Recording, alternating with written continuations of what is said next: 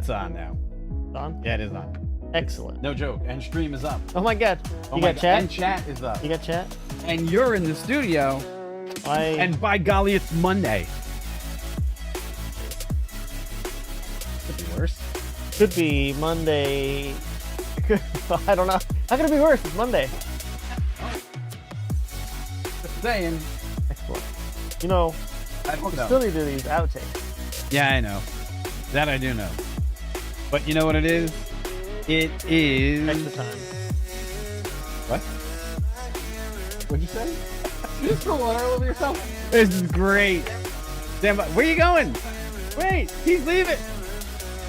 Guy spills. Okay, so literally here we are. We're getting ready to go live.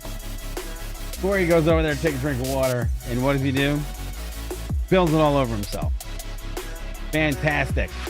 Loving it. Oh, the music holds out. I don't know. Now he's saying something from across the other room. I don't even know what he's saying. What? Exactly.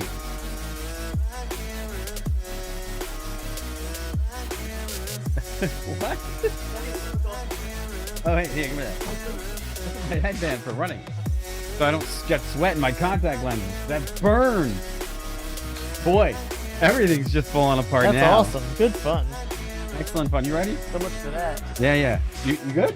Sure. Get that microphone nice and close. We don't want to listen to anything you have to say. You ready? Oh, water in the mic. That's good. Yeah, whatever. Sure. Let's go. All right. I'm going to say 10 seconds because do this all. 5, 3. Hey, everybody. Welcome. Not Your Average Show. Mike, Corey here. Oh, damn it. Yo. We're both wearing blue. Got a shirt on. It's fine. I'm supposed to change my shirt because he's wearing blue. I'm wearing blue. We're like, yeah, whatever. Hey guys, what's going on? September 20th, 2021. Corey Mike with you, Not Your Average Show. What's up? It is a Monday. All day. And let's go into a couch shot of Corey because I just want to see how much water's on the actual shirt. Oh, he got it, most of it. Shouldn't be bad. It's not bad at all. Almost imperceivable. You're good. Roscoe, what are you doing? Roscoe is licking himself, I guess. There's Doge is like, hey. So, hi everybody, welcome back. Hope everybody had a great weekend. How are you? Fine. Yeah. Fine. Good. Yeah, doing well. Yeah, no worries. Here, it's a Monday, of course. Made it over here. So, you know who used to say there was a famous comedian, George Carlin, who had a big problem with the word "fine" when people say, "How are you?" Fine. I'm doing well. And but his big thing was hair is fine. That's what he would say. Hair is fine. And then he would go on this whole diatribe of the fact that fine is not a way to describe something. It depends what you compare it to. Yeah. But anyway, whatever. Wow, we already have a comment. Holy moly, Brad. So 77 show? Yeah.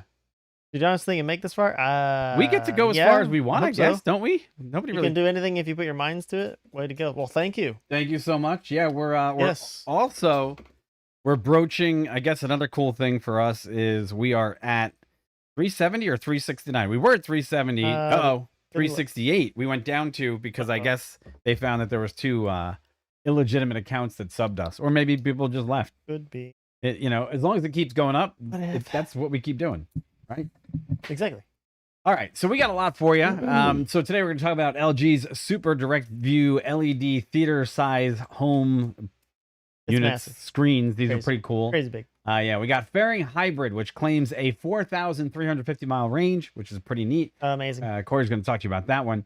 Bell does have a jet VTOL design that is in the HVTOL competition, and we're going to talk about that a little bit because we found a great article that actually goes into a great amount of history on VTOLs and what it means for like people like Jetaptera to be selected and to move forward with certain things.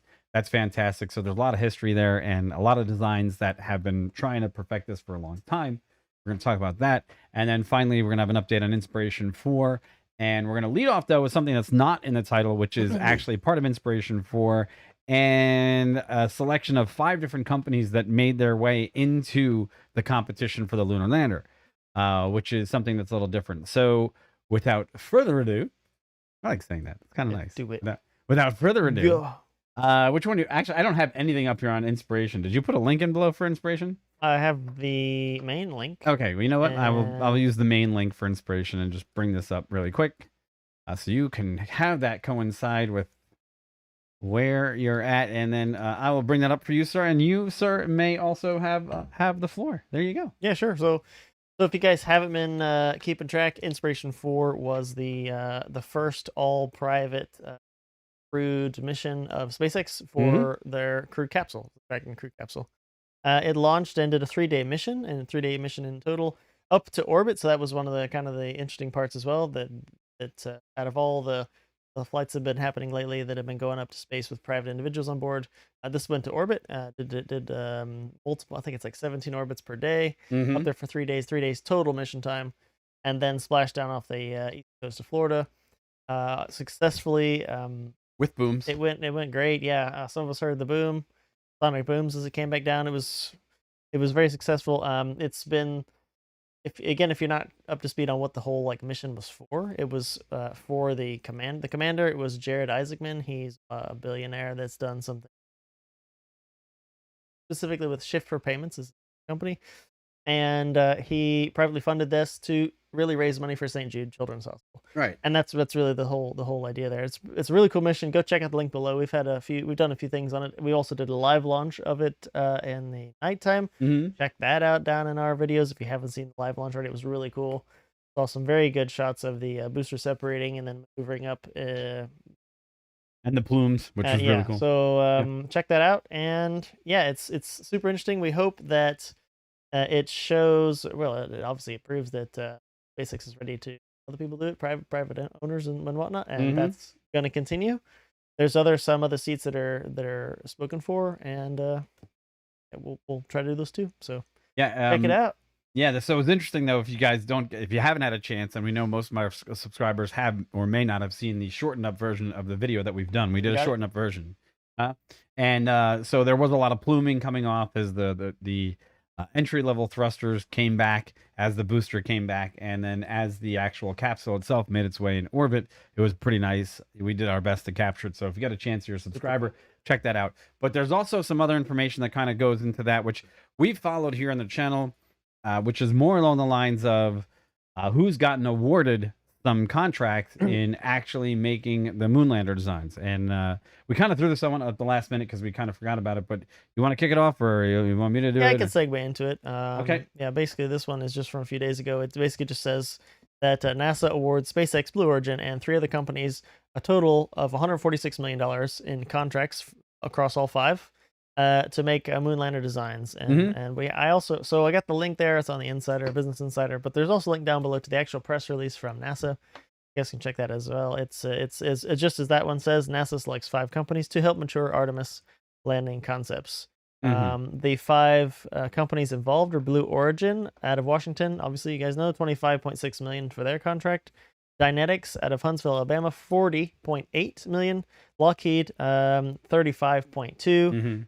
Northrop Grumman at $34.8, and then SpaceX for $9.4. And you guys already know, if you're keeping up with the SpaceX won a previous contract, and I wanted to make that kind of clear. It's, if you've heard us talk about it or anybody else talk about SpaceX winning out of a contract of, let's say, Blue Origin and other ones previously, that's a different contract. Yes, they're related. They're all part of Artemis, but different contracts. So I think because if it's my understanding correctly, maybe you can fix this in my head if I got it wrong, is that one is to actually deliver to them to orbit, and then this is the one to actually get them onto the surface at some level using a different design that's going to be outside of the original one that SpaceX got. So, and it's exciting to see.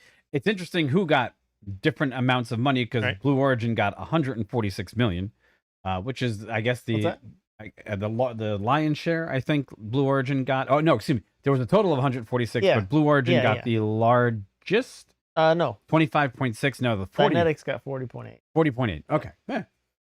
So we're gonna have to keep up with who's gonna have what in that lunar lander development contract, and who's gonna, I guess, officially at this point land it, because I guess these are just design concepts. It's at the conceptual stage, and we'll see who gets it. Yeah, exactly. So that's pretty cool. More to follow on this, and we'll see what they develop, of course, and we'll cover it for you guys. And let you know what happens. We will do such. That'd be cool.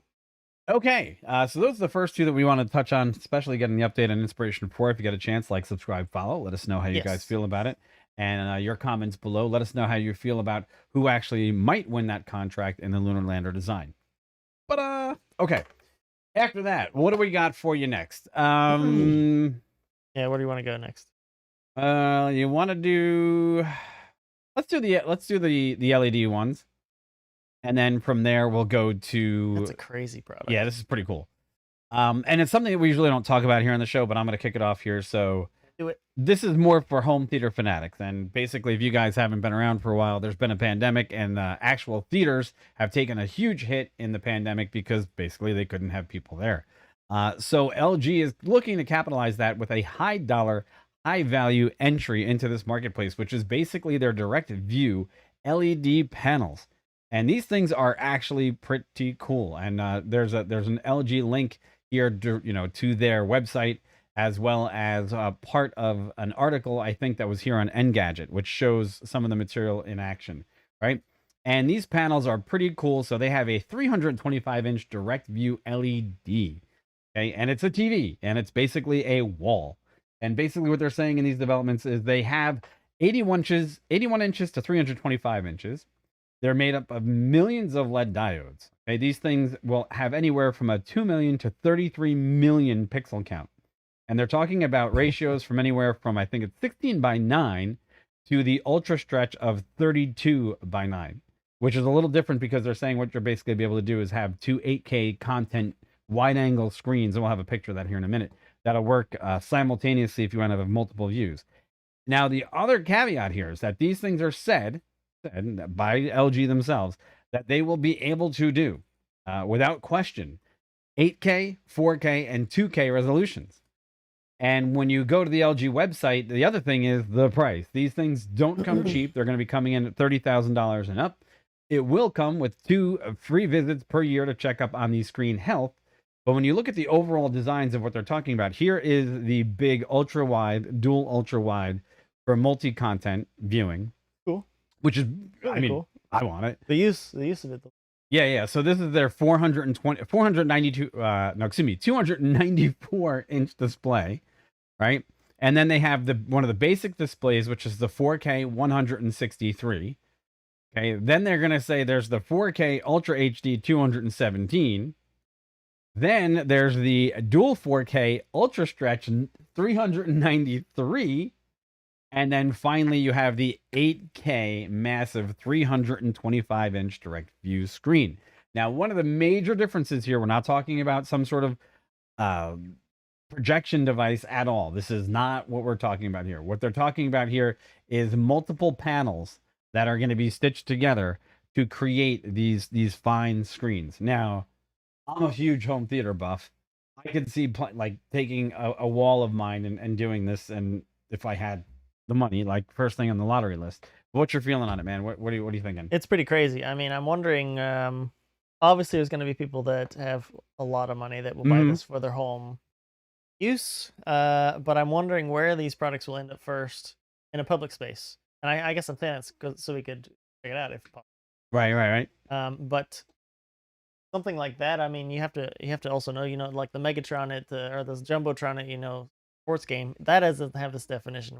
Thing is way past that. So right. And as Mike even said in the article, they talk about some of the maintenance fees. These $30,000 fees to check, and now obviously if $30,000 checkup for your TV is a bit high out of your price range, they even mentioned tongue in cheek. Well, you could maybe settle for the rollable version of one of these, which is just a straight OLED for $100,000. Yeah, well, if I had to. If you had to. So it's fascinating. When I usually talk about these products that are a bit unattainable for the layperson or with not just crazy amounts of money, I always kind of think, okay, fine, put it aside, but what can I kind of take away from it? And I take away with the tech. Like, where's this tech going to show up next? Outside of these kind of pioneer kind of products where they're obviously seeing who will foot the bill to kind of make other stuff with these. Right. That's what companies do with it. They make the tech, they make some crazy products that are very impressive, but some people can buy. And then they're going to take that tech and go somewhere else with it. I want to see where they go, where else it goes. So that's my thought. Yeah, I guess the other thing is if you're a big gamer, right? And what they basically have here is they have their brochure that you can download. So I'm just going to throw that up on the screen as well. And they give you the sample sizes, 9 sizes, and the full This is the 2K Full HD range, which is 9 sizes from 81 inches to 217. The dual 2K Ultra Stretch from 147 to 393. The 4K Ultra HD, which is 163 inches to 325.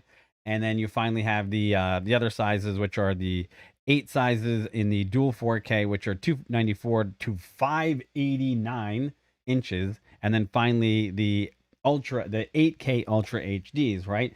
Now, the cool thing is, that sounds great, but now I also want to talk about something else. What are their actual real, what's their luminosity? What's their refresh rates? Contrast. What do they support? Will they support, I'm sure they got to support different inputs and so on and so forth. Yep. They do come with a 4K controller. There's lots of other information out there, but the ones that say I would geek out on, like looking at some of those other pieces of information, those are the ones that I really would want to know before. Of course, yeah. Before I would throw in the money. Well, and then guess what? Right down here, they do say nits. They do have brightness. We're talking about 800 to 600 to 500 nits of brightness. But right now, what I don't see in the listing below is the hertz at which they're going to actually run at. And again, how they're going to handle standard HD content, what their upsampling rate's going to be, and stuff like that. So is it worth the price, though? If you're a big gaming guy, I mean, projectors need rooms that are not, specifically bright rooms, and they do struggle sometimes with rainbowing and green screen, not green screen, but screening effects. So what do you think about direct viewability is just in size-wise compared to those?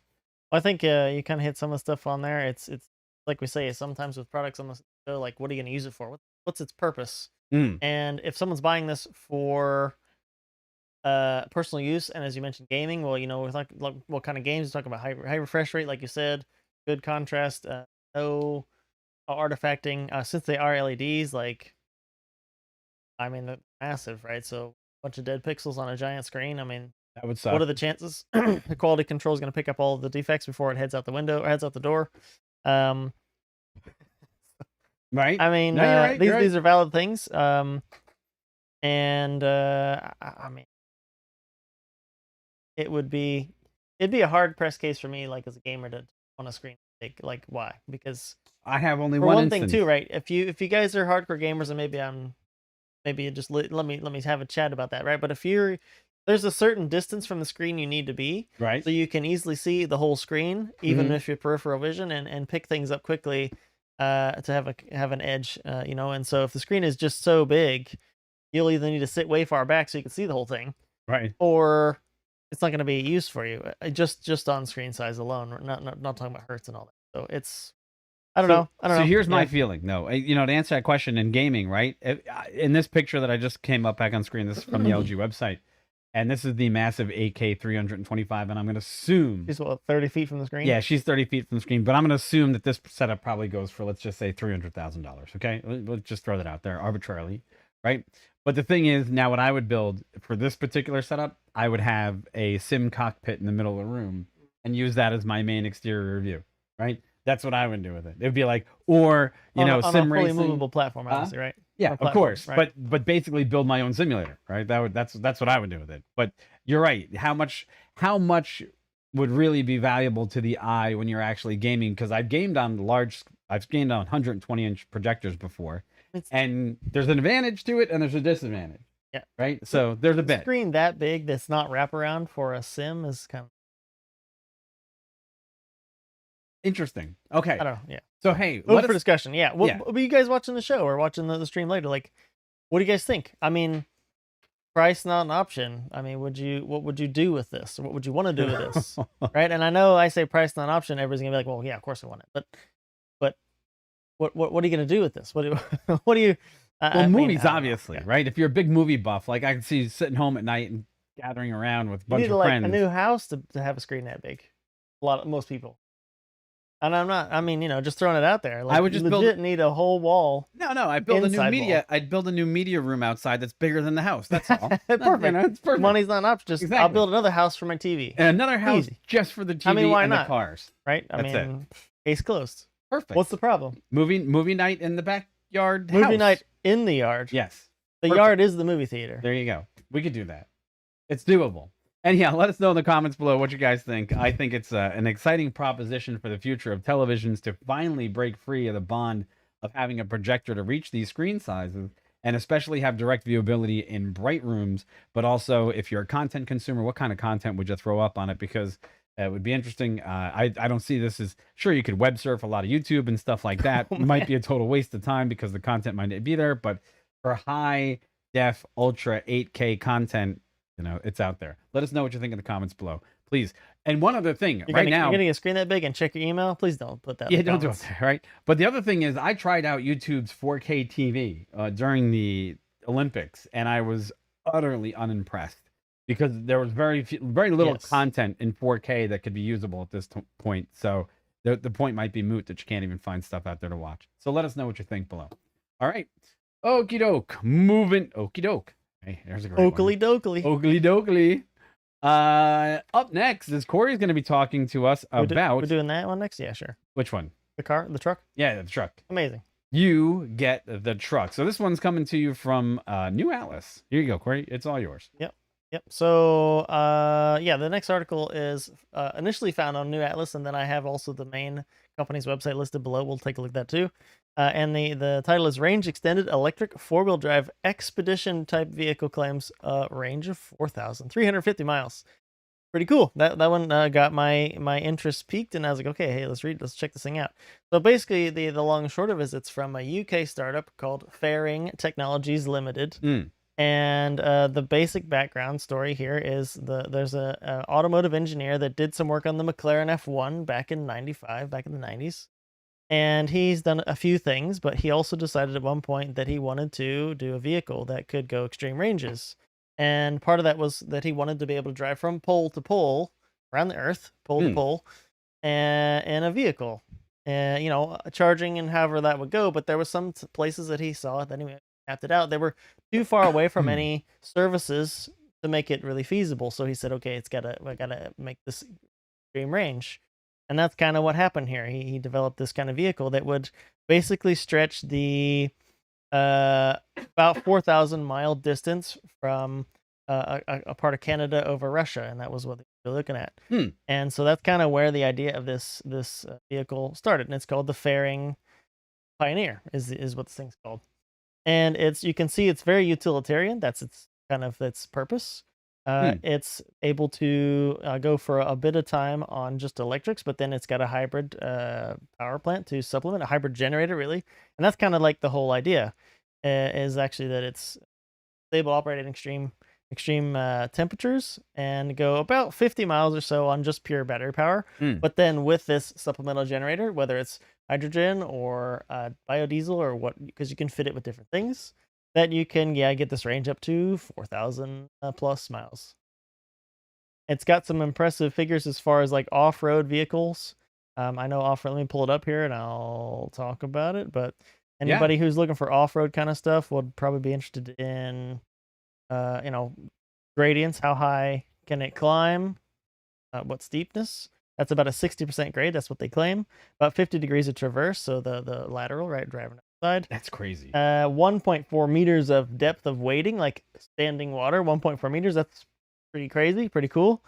Does that mean it can ingress the cockpit, except it'll be, because the little picture here shows it just below the windows. I would imagine. I would imagine that it's I don't know that for a fact, but I would imagine that the doors are not watertight. But could be. I don't know. Who knows? I don't know. I haven't found that in here yet. Just some quick figures. It's all going to be in a different, so it's not standard, but it'll be in metric for you. So 7,000 kilometers of self-sufficient range they claim. 600 newton meters torque on the electric motors, four-wheel motors.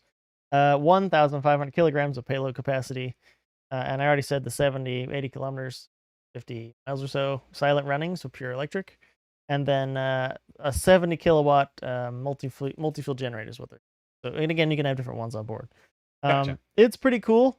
I haven't seen a price anywhere. No. They do have some interesting comparisons on their main website. If you're on their main website, I don't know if you're there, Mike, but if you go there and you go to the bottom of the Your Vehicle page. Yeah, exactly that right there. I got it.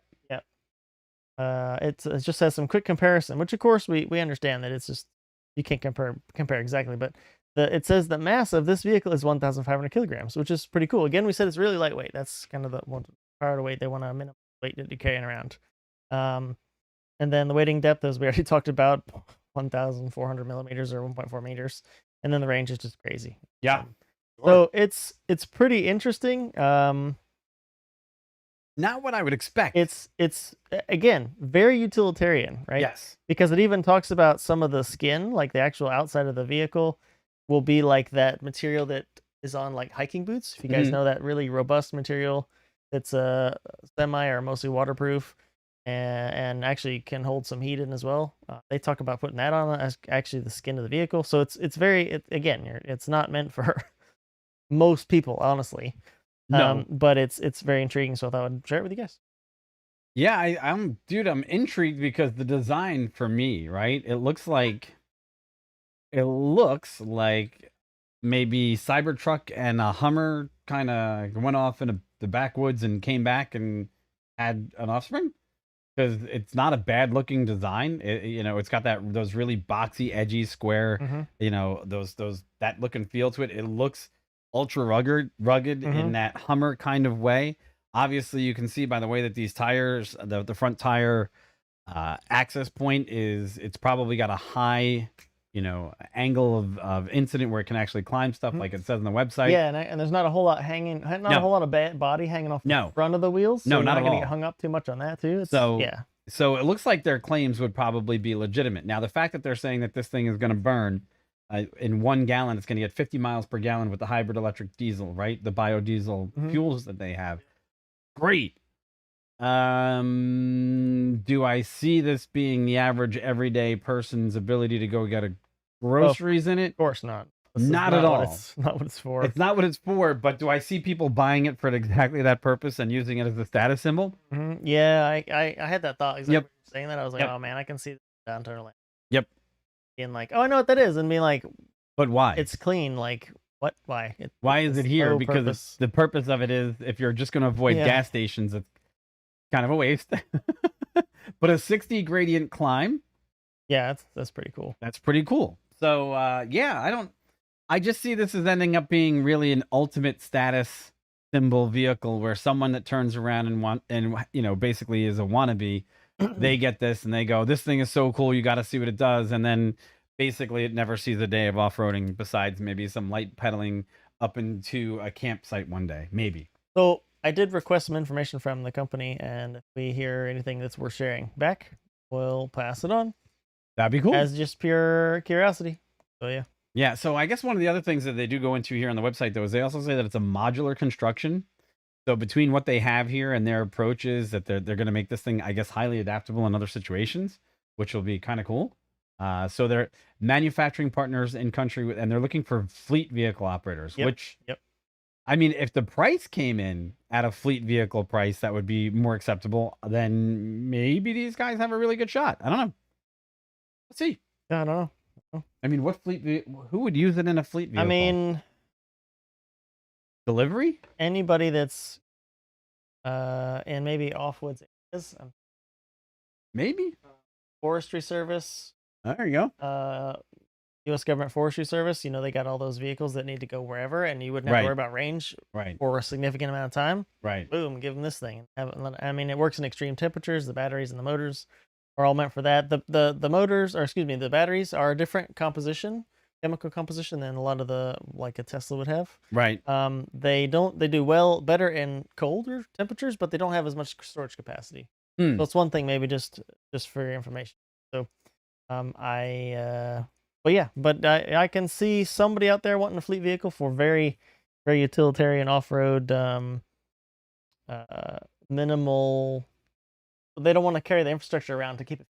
Right. So, I mean, I'm sure somebody, but yeah, we'll see. Cool. Hey, if you get a chance, like, subscribe, follow. Let us know what you guys think in the comments below.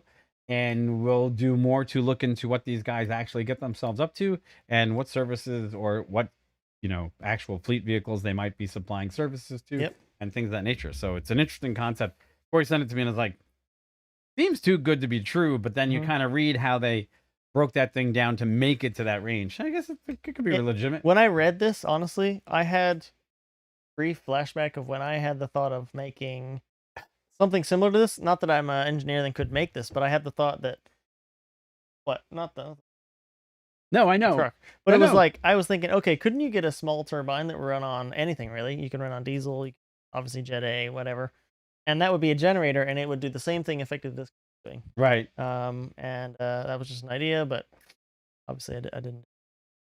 Maybe should have. Okay. I Well, certainly wouldn't be the first person to say a hybrid with just the power plant. There you go. Moving along. moving along. It's actually cool. It's actually pretty cool. Something new. Interesting concept. Okay. So I guess what we're going to close out with today is something that we've been following, which is a lot of the urban air mobility marketplace, and also some of the things that Jetupterra has had themselves invested into, which is the high-speed VTOL competition for the Air Force, and others that may or may not be selected for the same concept. And ironically, I was just perusing, and today on another website, I found this thing from basically the Drive and the Warzone, which is actually pretty unique. And they're Pretty cool. talking about the fact that Bell finally realized their plans of what basically is a rotorcraft slash jet hybrid, and still hovers, but has also been entered into the high-speed VTOL competition. But what really struck my eye about this, and one of the things that touched off between Corey and I, obviously being rotorcraft and fixed wing pilots ourselves, is the design and some things that stuck out almost immediately. And that design language is jets integrated in the body frame of the actual VTOL aircraft with folding rotors to make this high speed range come true. Now, here's the difference. Bell has been in this development cycle for a VTOL aircraft that isn't in the form or shape of a helicopter, Right. Osprey-like with some sort of tilt rotor, for a very long time. Yes. But others, okay, many others have been in this pursuit for over 50 years. Now, one of the great things is this article actually captures more of the history of some of these designs and the three-prong assault that Bell's going to go with, which is basically a UAS, an unmanned operating system one, a troop mover, and then a utilitarian one, which is basically going to be able to do types of hovers to go do rescues from sea and other things, right? Fantastic. So the other one's like a C-130 sized one, which is actually going to do more heavy lifting. Yep. Right. So they've got these three different ones, and they're claiming that where they're basically looking to go with these is at the 400 nautical mile per hour speed. Now, the problem that they say is that none of these will get over Mach 0.85 because of the amount of drag. Right. And there's also, they don't want afterburners, but there's a very critical phase of flight as to when this thing is going to transition from a vertical flight to a straight on forward flight, right? When it makes the transition, which the Osprey V-22 actually uses their tilt rotors and their nacelles to get through this, right? Yep. But the other thing is the amount of designs that have also been in this space for a very long time. So you have to go in and read the article because it's fascinating that the design of this actually started in the 1960s. So this is nothing new. With Bell, yeah. Yeah, with Bell. Yeah, because the Air Force did it first, down there. Yeah, absolutely. The Air Force did do it first. But now, even more so, though, to the conversation, is the fact that this is also a space that, with the addition of jets, Bell is not really straying into too new of territory, because actually, one of the main concerns that I do have after I read the article was, and I think Corey kind of shares this, is they've been at this for a while. And when I mean for a while, they actually teamed up with, Bell did. They teamed up with Agusta Westland quite a while ago to basically get off the ground the BA 609, which is the actual commercial utilization of V-22 Osprey technology, which is the something that's been in the military now for about 15 years. Okay, using tilt rotor technology, but using these rotors as a propulsive unit. And this one, unfortunately, Bell bowed out of the actual development of this. Agusta Westland has taken over. They've got other partners involved. And we haven't seen any real movement on the tilt rotor entry into the marketplace. And so with that as a huge caveat, because there's so much in that article to talk about, Corey, what's your feelings about Bell making the step into jet / VTOL blade vertical lift aircraft? Yeah, I mean, again, a huge intro. There's a lot to think about there. And actually, again, I also encourage you to just read it if you're interested in history kind of at all in terms of flying vehicles. In this case, obviously, Bell and the VTOL kind of. It is pretty interesting. So have a read. But it does talk about how the Air Force did it back in the 50 and 51 with the Bell XV3. So Mhm. Bell was doing it way back then with them as well, and it was successful. By the way, if you look up a picture of that thing, the Bell XV3, it was successful. So that was the first VTOL, S-TOL kind of tilt rotor vehicle. So that's interesting. But then one of the things if we move forward, and we talk about Osprey, and then obviously the 06.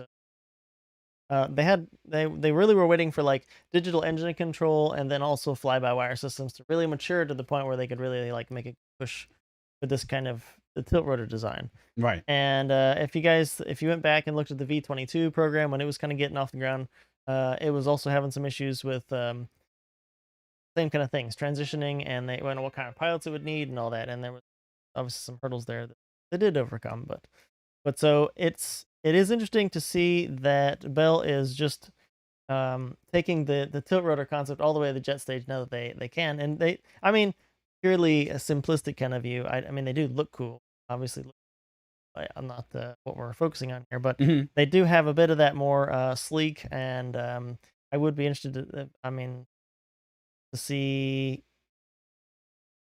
What? how stealthy they hope them to be. Okay. Yeah. They're Yeah. still looking at use cases like they still talk about it in here if you read about it. The use case being skimming, nap of the earth, kind of flying, picking up downed or POWs or whoever they need to be picking up. You have special ops command, whatever, real low. And that's still kind of the idea with what they're thinking of doing with these. The two big ones, as you mentioned, there's three different sizes. The smallest one's unmanned, Mhm. the medium, and the bigger one. They're both manned. Right. So it's I am interested to see where they get where it ends up going. It's not something to forget that it is entered into the high-speed VTOL challenge as we talked about, Mhm.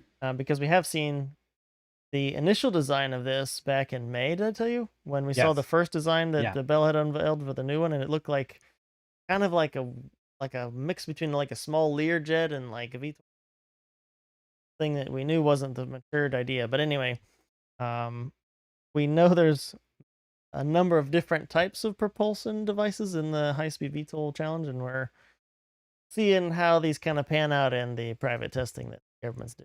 So Which is interesting, yeah, right? So up on screen right now, and there's a comparative of the speed that people want to get this done at, the different versions of what aircraft have been out there to do this role, and how long they've been at it. It is not really on the screen, unfortunately. which one? So this one right here. So they Oh have the yeah, operating nautical miles, the speed in knots, but what they're not putting in here is the timeline of what it's actually taken for people to actually make something successfully in the marketplace. And now they're talking about 2030 as having this capability, right? This is a long and difficult road, right? Very long and difficult. That's why it hasn't been successfully proven that any one of these has made it into the marketplace yet, or as we know of, except for the V-22 Osprey, yeah, of course, into yeah. military hands.